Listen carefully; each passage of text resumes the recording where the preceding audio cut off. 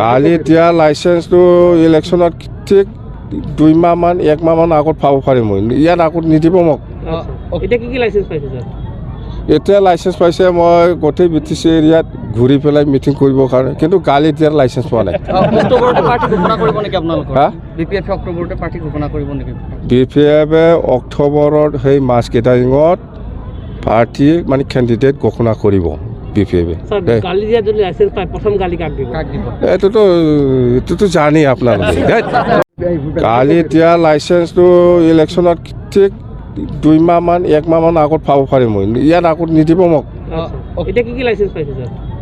এতিয়া লাইচেন্স পাইছে মই গোটেই বিটিসি এৰিয়াত ঘূৰি পেলাই মিটিং কৰিবৰ কাৰণে কিন্তু কালি এতিয়া লাইচেন্স পোৱা নাই অক্টোবৰতে পাৰ্টি ঘোষণা কৰিব নেকি আপোনালোকৰ হা বিপিএফ অক্টোবৰতে পাৰ্টি ঘোষণা কৰিব নেকি বিপিএফে অক্টোবৰত সেই মাছ কেটাৰিঙত